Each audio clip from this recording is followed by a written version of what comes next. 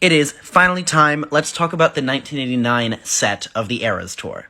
Now, 1989 might be the safest set in the whole show. Like, there really isn't a curveball song here. We transition out of folklore by, like, the folklore cabin kind of shooting off and turning into neon lights, which is so 1989. And then we hear Style. And Style starts, and she comes up and she sings Style. And then Style transitions into Blank Space. And then Blank Space transitions into Shake It Off. And then Shake It Off transitions into condensed versions of Wildest Dreams and Bad Blood. Now, the reason that I call this set safe in comparison to a lot of the others is because this one is just singles. Like, 1989 had 7 singles, and she plays 5 of them. Now, with that being said, 5 out of 7 singles means that 2 singles were left on the cutting room floor, and, yeah, those 2 should have made it. Out of the Woods and New Romantics absolutely should have been on the set list, even if it meant losing 2 of the songs that we did get. Like, if she couldn't do all 7, and she could only do 5, it should have included Out of the Woods and New Romantics. And now what I'm about to say, I say at, like, Wildest Dreams is my favorite song on the album. Wildest Dreams could have been replaced with New Romantics. And I'm gonna be honest here, Blank Space could have been replaced with Out of the Woods.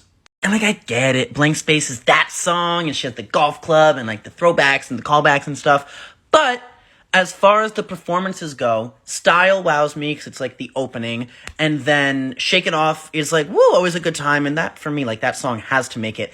And then Bad Blood, The Fire, like, even as someone who's not a big fan of Bad Blood, I recognize that it's a great performance in the show. And the only reason I say that, like, Out of the Woods and New Romantics, especially New Romantics, need to, like, I'm sorry, if you cut 1989 open, New Romantics is what it would bleed. Like, that song just is that album, which is insane that it was a deluxe track.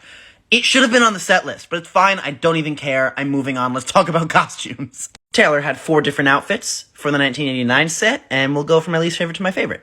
My least favorite is the orange. It's just, like, it's fine, but, I don't know, it doesn't scream 1989 to me, the color. Then in 3rd place, the green, also not super 1989, but I like it more than the orange one. I think this is a nicer shade, a nicer color.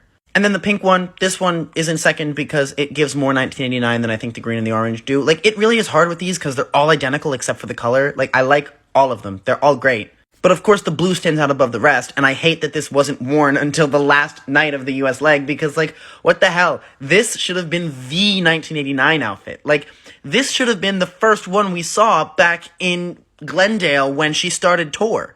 But overall, I do think that 1989 does what it needed to do. Like, before what we are living in right now, 1989 was the peak of Taylor's career. These songs were everywhere, and I like, look, I'll admit that on, like, an objective level, I suppose, the set is okay with Out of the Woods. It doesn't need Out of the Woods. I just want it to be there. I still would argue that New Romantics deserved a place in the set list. But, I don't know. I guess I'll get over it. Yeah. Come back tomorrow. We'll talk about the surprise songs.